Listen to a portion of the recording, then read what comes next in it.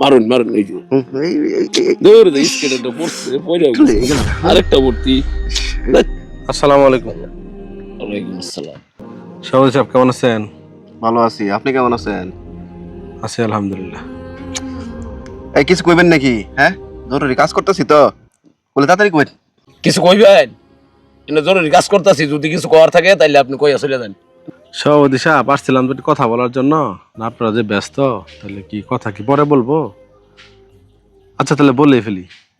আচ্ছা সভাপতি সাহেব, আপনারা যে 5 ওয়াক্ত নামাজ পড়েন, আবার মসজিদের সভাপতি, আর আপনি মসজিদের সেক্রেটারি, নামাজে 2 ওয়াক্ত কম আসেন সমস্যা নাই, কিন্তু আপনারা যে মোবাইলে যে কি খেলায়, অনলাইনে যে সমস্ত খেলান, দোকানপাটে আলোচনা করে যে মসজিদের সভাপতি হইয়া আপনারা জুয়া খেলেন, অনলাইন ক্যাসিনো না কি করেন, এটা কি ঠিক সভাপতি সাহেব?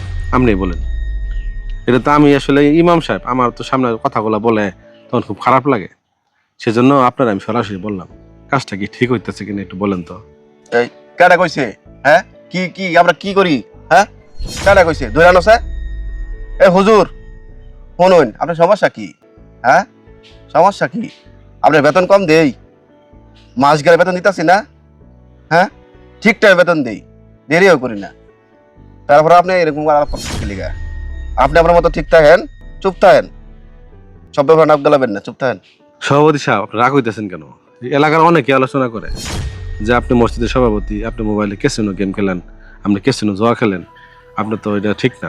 কয়জনের মুখ দূরে রাখবেন আপনি? আপনি দেখেন আল্লাহ তাআলা তো আপনার কোনো কিছু অভাব দেয় নাই, কম নাই, অর্থ সম্পদ আছে, বাড়ি ঘোড়া সবকিছু আছে, তারপরে ওই কাজটা কেন করতে হয় বলেন? এই দেখেন আপনি সবকিছু হালালের মধ্যে যদি একটু হারাম ঢুকে যায়, তাহলে সম্পূর্ণ জিনিসটা নষ্ট হয়ে গেল না?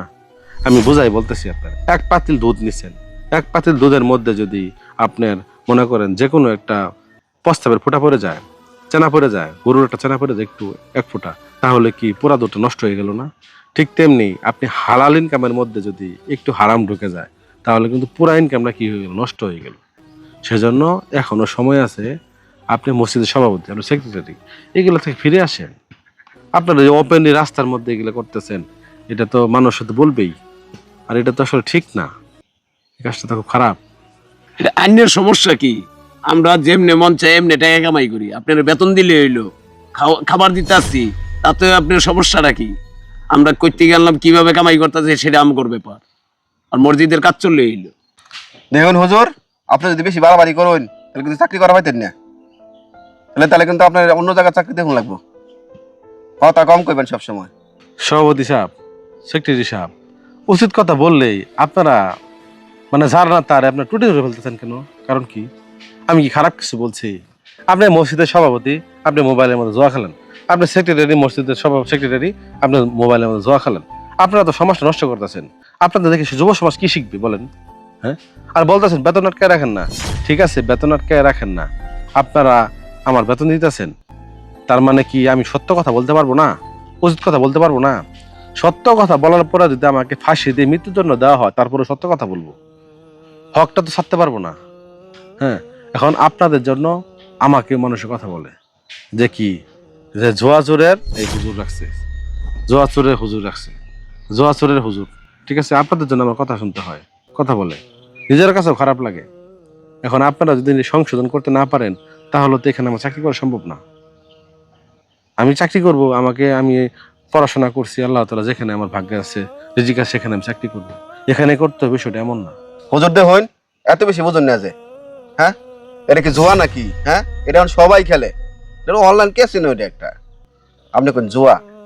এটা কই আপনি কি দেখলেন? কইতে কি কইন না কইন, কার মুহ শুনুন? এটা দিয়ে অনেক সবাই ইনকাম করতেছে, বেটেন সহ ইনকাম করে।